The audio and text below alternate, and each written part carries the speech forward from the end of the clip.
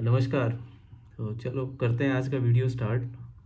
सबसे पहले तो आपको नवरात्रों की बहुत बहुत शुभकामनाएं। लास्ट दो वीडियो जो हमने पुट किए थे, तीन किए थे, बट एक इनिशियल वीडियो था, दो वीडियो हमने पुट किए थे, उसमें आपने काफ़ी कमेंट्स किए हैं, जो कि बहुत अच्छी चीज़ है। जितने ज़्यादा आप कमेंट्स करते हैं उतना ही हमें एक टॉपिक मिलता है कि आप लोगों से एक हम डिस्कशन, हेल्दी डिस्कशन कर पाएँ। तो उसके लिए आप लोगों को बहुत बहुत थैंक यू। लास्ट वीडियो में मैंने दो चीज़ बोली थी कि हम लोगों का जो वर्क जो है वो अच्छा नहीं हो पाता। उसके कुछ रीज़न होते हैं, जैसे कि कॉल्स हमारी डिनाई हो जाती है। तो लास्ट टाइम मैंने बोला था कि मैं आपको डिनाई का क्या क्या रीज़न होते हैं जो कि हमें अवॉइड करने हैं। सेकंड ये था कि हमारा इंडियन इंडस्ट्री स्टैंडर्ड हमारा क्या है, तो उन चीज़ों पे ध्यान देना है। आज ये दो मेन टॉपिक रहेंगे। फिर आज की वीडियो में मैं आपको एक टिप्स भी दूंगा किस तरीके से आप अपने बिजनेस को बढ़ा सकते हैं इसी सेम इंफ्रास्ट्रक्चर से, कुछ भी बिना ऐड किए। तो आगे स्टार्ट करते हैं अभी। तो सबसे पहले हम बात करते हैं इंडस्ट्री स्टैंडर्ड का। तो हमारा इंडस्ट्री स्टैंडर्ड की अगर हम बात करें तो जितना भी लीड्स मिलता है उसका करीब करीब 80% लीड आपका कन्वर्जन होना चाहिए। 80% का मतलब हो गया कि अगर आपके पास 10 लीड आया है तो 10 में से 8 लीड आपका कंप्लीट होना चाहिए। अगर वो कंप्लीट नहीं होता है तो फिर आपको देखना पड़ेगा कि कहाँ पर ये गलती हो रही है। दूसरा क्या होता है, जब भी कोई लीड कंप्लीट होती है तो हमारा इंडस्ट्री में यानी कि हमारा जो एवरेज आता है वो 2,500 रुपये का पर लीड का रेवेन्यू का एवरेज आता है। रेवेन्यू का मतलब आप समझते ही हैं, जब भी किसी कस्टमर के घर काम करते हैं तो वहाँ से जो कलेक्शन होती है अमाउंट का, वो 2,500 रुपये का होता है। तो हमें ये एक ध्यान रखने वाली चीज़ है कि हमारा ये एवरेज मीट करनी चाहिए। लास्ट टाइम भी मैंने बताया था, अगर आप इंडस्ट्री स्टैंडर्ड को मीट नहीं करती आपकी एवरेज, तो इसका मतलब आपके काम करने में कहीं ना कोई गड़बड़ हो रही है। आपको वो इम्प्रूव करना पड़ेगा। अगर आपको समझ आ रहा है तो वेल एंड गुड है, नहीं आ रहा है तो आप हमारे साथ एक अपॉइंटमेंट फिक्स कर सकते हैं। जो हमारे एग्जीक्यूटिव है वो आपके अकाउंट को एनालाइज करके और वो प्रॉब्लम्स फाइंड करके आपको बता देंगे कि आपको इन एरियाज के ऊपर इम्प्रूवमेंट करना है। तो मैंने दो पॉइंट बताए अभी। तो 80% लीड कन्वर्जन होनी चाहिए आपके पास जो भी आती है। 2,500 रुपये यानी कि 2,500 रुपये का आप पर कॉल के हिसाब से रेवेन्यू जनरेट होना चाहिए। 55% क्रेडिट आना चाहिए। इसका मतलब क्या होता है, देखिए दो तरीके से हम कस्टमर से पेमेंट रिसीव करते हैं। पहला करते हैं हम एज ए सर्विस चार्ज के, और सेकंड हम करते हैं हम स्पेयर पार्ट का। तो ये दो तरीके से हमारे पास पेमेंट आती है। तो टोटल जो हमारे पास जो रेवेन्यू आता है वो दोनों को मिला के होता है। तो उसमें से क्या होना चाहिए, 55% का मतलब क्रेडिट का मतलब होता है कि जो आपकी पार्ट्स जो लगने के बाद 55% आपके पास अमाउंट सेव होना चाहिए उस रेवेन्यू का। अगर वो सेव नहीं हो रहा है तो इट मीन्स कहीं ना कहीं आप लोगों को एक बार चेक करना होगा क्या इशू आ रहा है। जो हमें इसमें पार्ट्स जो इंस्टॉल करने हैं उसकी जो कॉस्ट होनी चाहिए पर लीड के हिसाब से, वो 45% से ऊपर नहीं जाना चाहिए। तो ये भी हमें एक ध्यान रखना होगा। अगर ये कहीं पे भी पैरामीटर मिसमैच होता है तो आपकी प्रॉफिटेबिलिटी कम हो जाएगी। और एक तरीके से मान के चलो, हो सकता है कि आप बहुत ज़्यादा कम, अगर ये हो जाती है परसेंटेज 55 की जगह 35 हो अगर पहुंच जाती है, तो हो सकता है कि आपको लॉस भी बियर करना पड़े। तो आपको ध्यान रखना पड़ेगा ये चीज़ों का। जो इंडस्ट्री स्टैंडर्ड है उसको आप लगातार आप मैच करते रहिए अपने बिजनेस के साथ, तभी आप इस बिजनेस में बने रहेंगे। अदरवाइज आप बिजनेस से बाहर हो जाएंगे। और ये जिस लोकेशन पर मैंने इंजीनियर, देखिए ये जो हम बात कर रहे हैं ना, ये ऐसा नहीं है कि हमने वैसे ही पेपर पे बना दिया। जहाँ जहाँ भी लोकेशन पे हमारे अपने इंजीनियर हैं वहाँ पे हम यही स्टैंडर्ड फॉलो कराते हैं। तो आपको ये स्टैंडर्ड फॉलो करेंगे तो आप देखिएगा आपका अकाउंट आपका जो है वो प्रॉफिटेबल हो जाएगा। उसमें कोई ऐसी बड़ी चीज़ नहीं है। तो ठीक है, आगे हम बात करते हैं कि जो लीड जो डिनाई होती थी उसके हम कारण हमने लास्ट टाइम भी पता किया। जैसे अभी मेरे सामने रिसेंटली यस्टरडे कोई आया कि भाई टूल्स की अवेलेबिलिटी नहीं है, कोई इंस्टॉलेशन आया तो उनके पास ड्रिल मशीन ही नहीं है, या अदर कोई ऐसा इक्विपमेंट चाहिए जो कि सर्विस और रिपेयर में हो। तो इस तरीके की अगर आपके पास टूल्स अवेलेबल नहीं होंगे तो ऑब्वियस है वो लीड तो डिनाई होगी। तो आपको टूल किट को आपको अपडेट रखना है।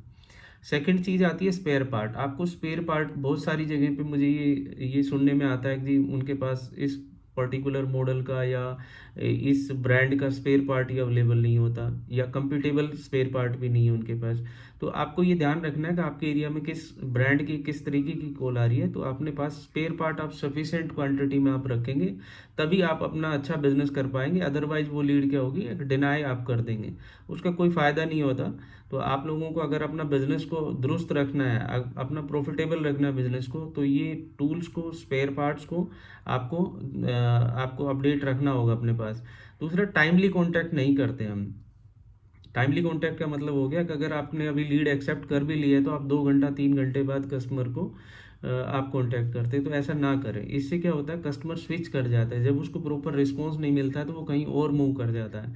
और ये रिपीटेडली मुझे देखने को मिलती है कि कॉल सेंटर की जब हमारी रिपोर्ट आती है तो उसमें रिकन्फर्मेशन जो कॉल्स आती है उसका रेशो कहीं ना कहीं काफ़ी ज़्यादा रहता है।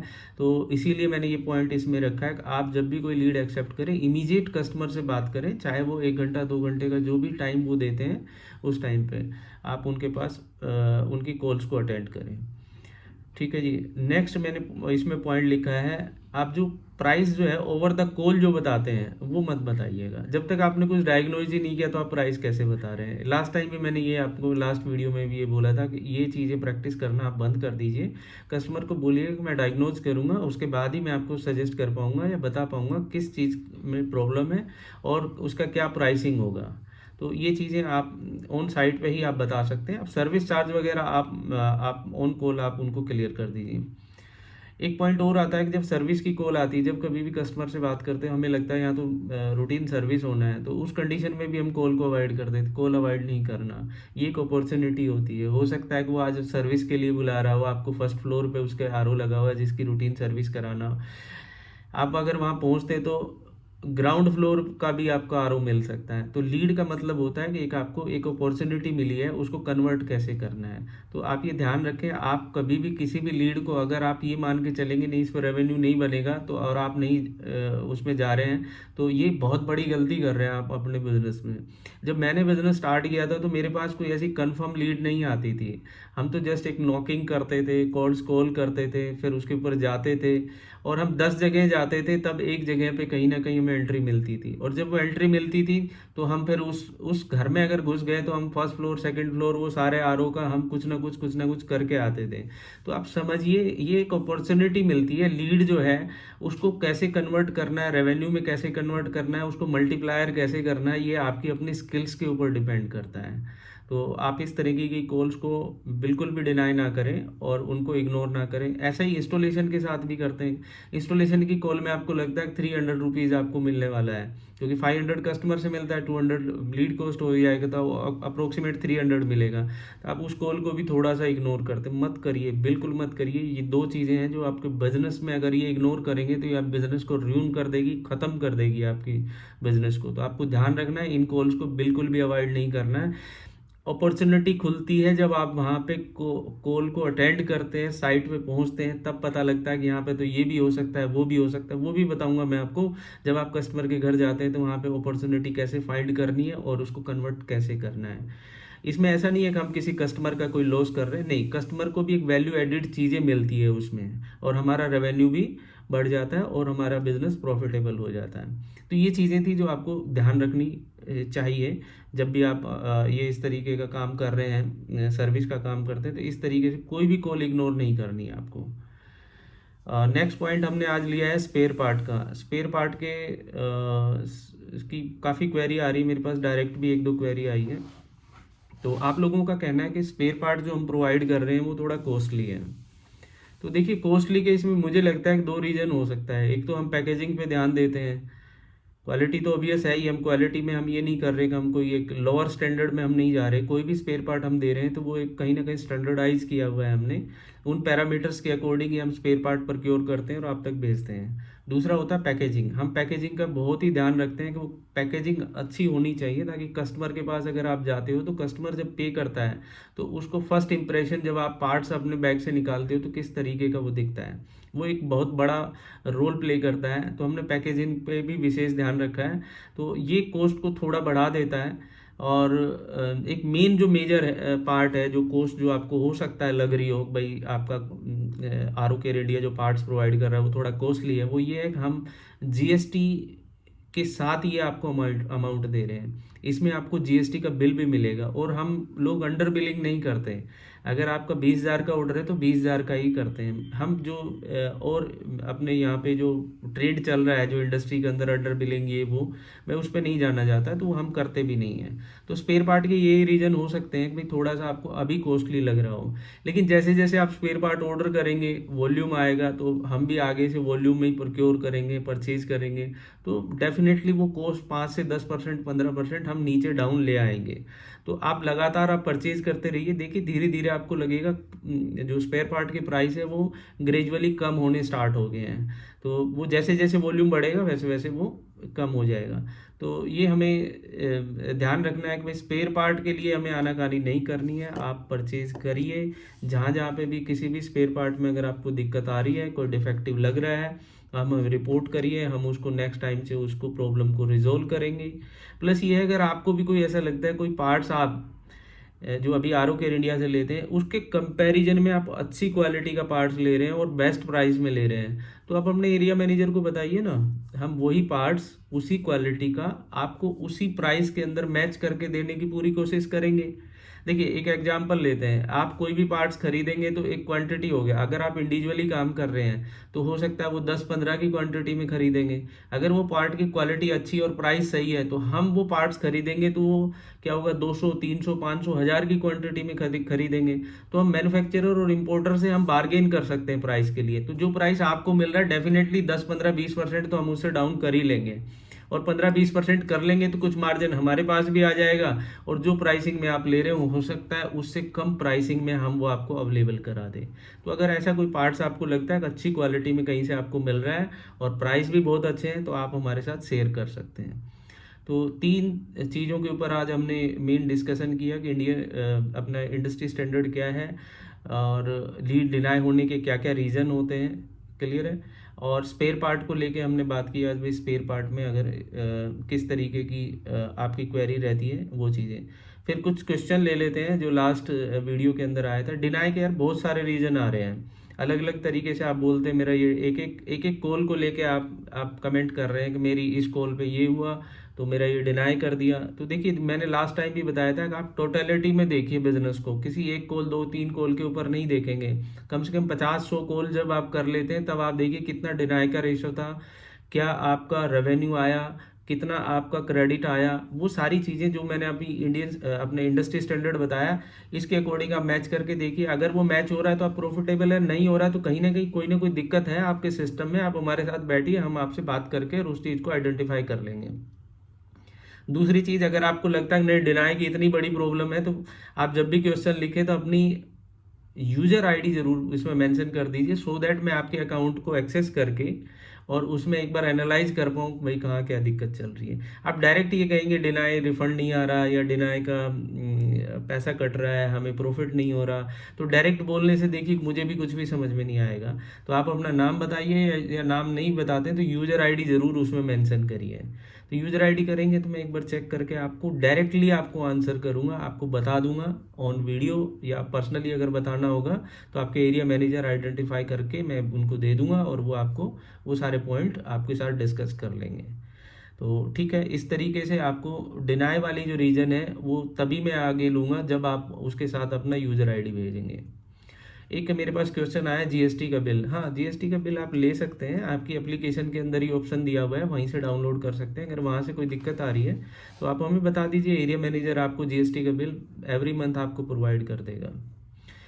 नेक्स्ट क्वेश्चन वही रिपीट आ रहा है, एरिया मैनेजर कॉल नहीं उठाता। तो हमने एरिया मैनेजर को सबको हमने पूरा क्लियर कर दिया है, आप लोगों की कॉल पिक होगी, नहीं होती है तो जो ऐप के ऊपर एक जो नंबर दिया है उस पर आप कॉल करिएगा, वहाँ से कहीं आपको सोल्यूशन मिल जाएगा।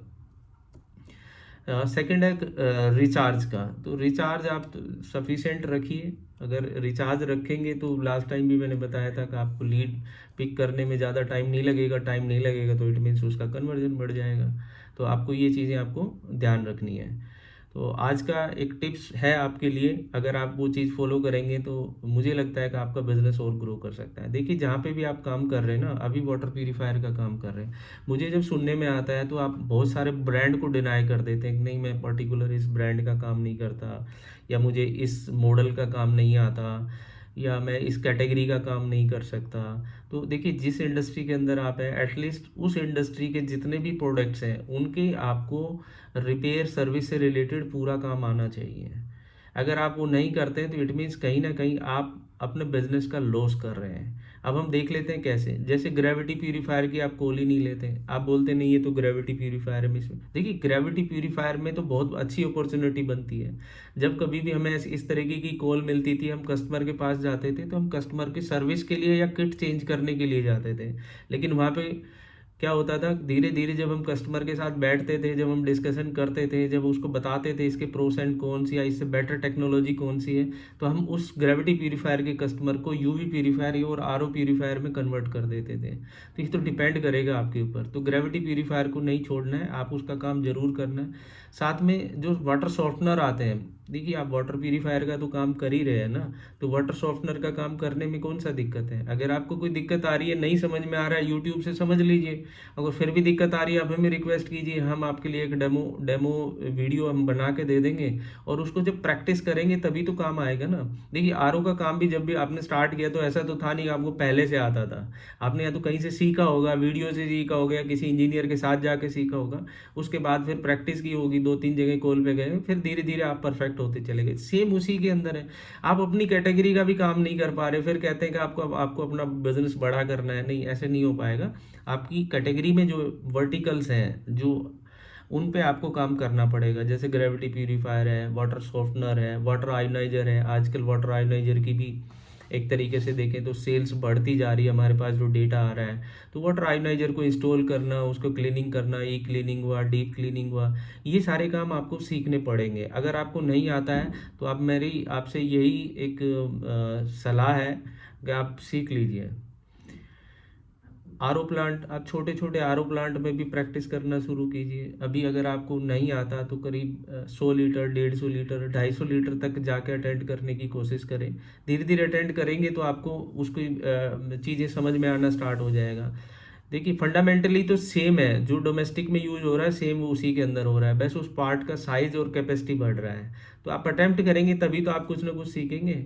और आप लोगों को अगर जो ये मैंने बताया अगर किसी को ये सारे काम आते हैं तो मुझे लगता है डेफिनेटली उसका बिजनेस प्रॉफिट में होगा, लॉस में नहीं होना चाहिए। और फिर भी अगर लगता है कि नहीं आपके पास फ्लो कम है, आप जिस एरिया में बैठे हो वहाँ पे इतनी ज़्यादा कॉल्स नहीं रहती इन सब चीज़ वर्टिकल्स को मिला के भी, तो आप थोड़ा सा होम अप्लायंस भी पकड़ लीजिए। इसमें क्या फ़र्क पड़ रहा है, जो इंजीनियर आपके पास है या आप ही इंजीनियर हैं, आरओ का काम आता है, आप वॉशिंग मशीन का भी सीख लीजिए, आप गीजर का भी सीख लीजिए, तो आपका बिजनेस में कभी भी डाउनफॉल नहीं आएगा। तो ये आज के लिए टिप्स था कि आप जितने भी वर्टिकल्स हैं उनके ऊपर आप थोड़ा ध्यान दीजिए, अपनी नॉलेज को एनहेंस करते रहिए, आप नई नई स्किल्स डेवलप कीजिए कि मैं किस तरीके से अपने बिजनेस को बढ़ा सकता हूँ। तो वर्टिकल्स ऐड करेंगे तो डेफिनेटली आपका बिजनेस प्रॉफिटेबल हो जाएगा। तो आज के लिए इतना ही, थैंक यू सो मच। जल्दी मिलते हैं नेक्स्ट वीडियो में कुछ नए टॉपिक के साथ और आपकी जितनी भी क्वेरी उनको लेके। लेकिन ये चीज़ ध्यान रहे, आपका नाम जब भी कमेंट्स करें, आपकी सिटी और आपका यूज़र आईडी आप ज़रूर भेजिएगा, तभी मैं आपकी क्वेरी को अच्छे से ले पाऊँगा और उसका अच्छे से रेलेवेंट आंसर कर पाऊँगा। Thank you so much.